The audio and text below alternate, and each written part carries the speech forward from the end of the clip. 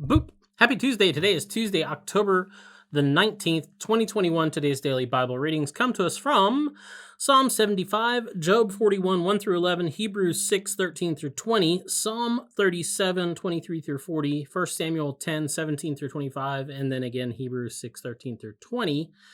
I'm going to look at 1 Samuel 10 from the complementary texts for this week.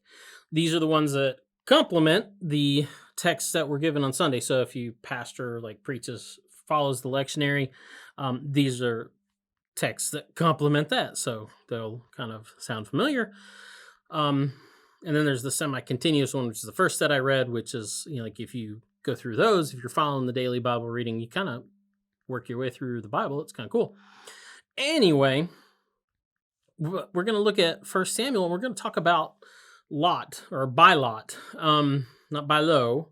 That doesn't even exist anymore. Anyway, but by Lot. So this is a story about how Samuel helps the people of Israel choose a king. And if you remember correctly, he wasn't real keen on them wanting a king anyway. Got his nose kind of bent out of joint. God had to tell him don't. It's not about you. All that stuff. But it gets down to it where he finally has to help them choose a king. And so it's this story of how they find Saul, who becomes the king of Israel. And so it says that they do it by lot. He doesn't just leave it up to the people and oh, y'all go find, people, we'll take nominations from the floor. He says he does it by lot.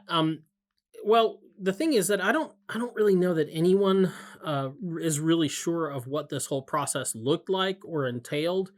There may have been an understanding that by leaving it up to chance, so to speak, that God was able to make the decision there in that kind of chaotic moment. But there's also a question of whether or not God himself was really keen on the idea of casting lots to discern things. It really kind of is a way of divination, which God wasn't really cool on. So, there's this question of was God even really cool about this? Is this the way that God would have done it? Or did God really like to do things this way?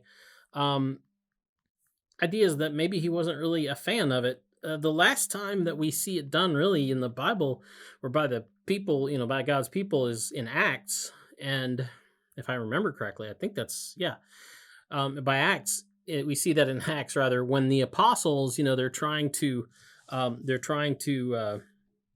fill in Judas's spot on Team Jesus, so to speak. If you remember, Judas, is the one who, sorry for the rattling, a large truck is going by the building. Judas is the one that turned Jesus over, right, to get arrested, and then felt really bad about it and kind of, let's just say he departed the scene. And so the disciples, the remaining apostles, they're like, well, there's only 11 of us now. We really need 12. So we got to figure this out. And so they come up with this bright idea to choose lots. And it falls upon this guy who then we never hear of again from out the rest of the witness of Scripture. But there's this guy named Paul, though, who is the guy that God really apparently decides to choose as his apostle. So we're not sure how God really feels about lots. The selection of Saul also here may be a case in point too, because Samuel uses lots. He starts off with all the tribes of Israel, and he uses the system of lots to whittle that down to just the tribe of Benjamin, because it's all about the Benjamins. And then from that tribe of Benjamin, they go down through families, and by lot, they finally narrow it down to this guy named Saul. Which great, this must be the guy that God selected. Although I'm not even really sure, because early on we kind of, there's some red flags about this guy named Saul. They had to hunt him down, right? Where is he? They couldn't find him, and God's he's hiding in the baggage.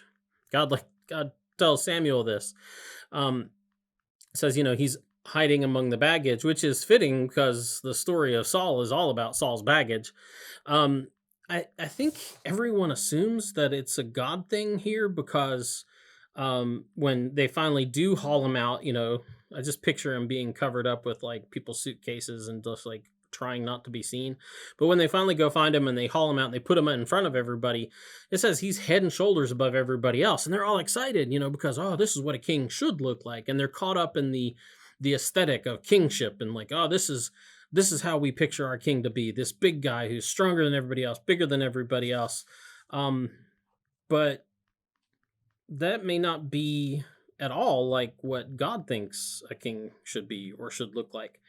Because finally, and here's what comes up, finally when God gets involved personally, when he's really just done with Saul, there